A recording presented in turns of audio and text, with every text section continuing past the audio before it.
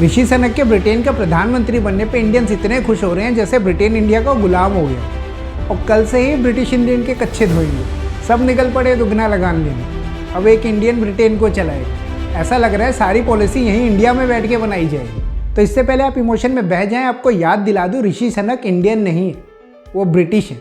उतने ही ब्रिटिश जितने ब्रिटेन के और लोग होते हैं। वो सिर्फ और सिर्फ इंडियन मूल के हैं। उनका ब्रिटेन का पीएम बनने से इंडिया को पर्सनल लेवल पे कोई बेनिफिट नहीं। इंडियन गवर्नमेंट उनके हिंदू होने से इतना खुश नहीं है जितना उनके कैपिटलिस्ट होने से।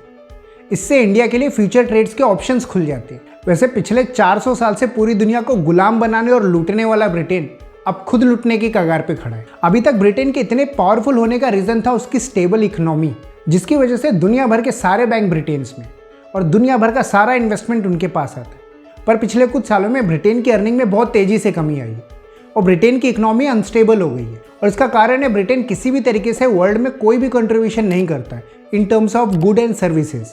मतलब वहाँ से मोटे तौर पर कुछ भी एक्सपोर्ट नहीं होता है, ना कोई मिनरल, ना कोई प्रोडक्ट और ना ही कोई सर्विसेज। तो ब्रिटेन की सारी इकोनॉमी सिर्फ और सिर्फ इन्वेस्टमेंट पे ही डिपेंडेंट है और इसमें ग्रोथ आना ऑलमोस्ट बंद हो चुकी है। और रशिया यूक्रेन वॉर के बाद पूरे यूरोप में गैस और खाने की कीमतें बहुत ज़्यादा बढ़ गई और वहाँ पे फूड और गैस की शॉर्टेज हो गई है। और वहीं 31 जनवरी 2020 को ब्रिटेन ने खुद को यूरोपियन यूनियन से अलग कर लिया था और उसको इसका खामियाजा कोविड में भुगतना पड़ा और अभी तक भुगत रहा है। कोविड में यूरोप के पास एम्बुलेंस तो थी पर उसे चलाने के लिए ड्राइवर्स नहीं थे। हॉस्पिटल्स तो थे पर उनमें काम करने के लिए स्टाफ नहीं थे। ब्रिटेन में लेबर शॉर्टेज चल रही है और वो हुआ इसलिए क्योंकि वो यूरोपियन यूनियन से अलग हो गए।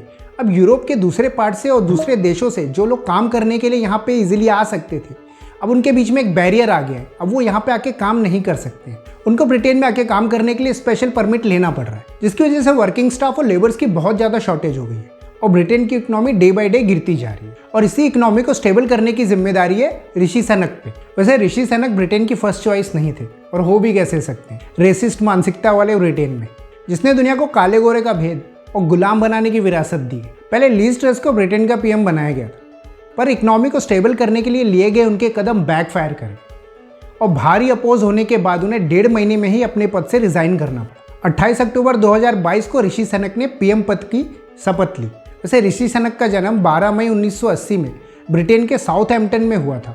वो बाई बर्थ ब्रिटिश हैं। उनके माँ बाप 1960 में कीनिया से ब्रिटेन में शिफ्ट हुए थे।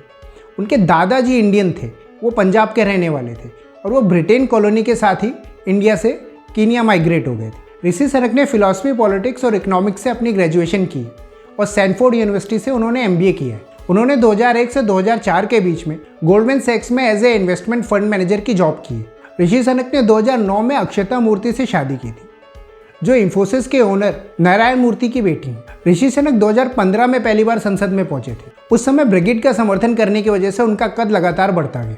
ब्रिटेन की इकोनॉमी को पटरी पे लाने के लिए ऋषि सनक के लिए इतना आसान नहीं हो। पूरा यूरोप इस समय रिसेशन के खतरे में है। उनकी इकोनॉमी में काबिलियत और समझ के चलते उन्हें पीएम बनाया गया। इंडिया को ऋषि सनक से कितना फायदा होगा ये आप कमेंट करके बताएं। मैं विशाल तिवारी, आप देख रहे थे ज्ञानोफाई। देखने के लिए आप सभी का बहुत बहुत धन्यवाद।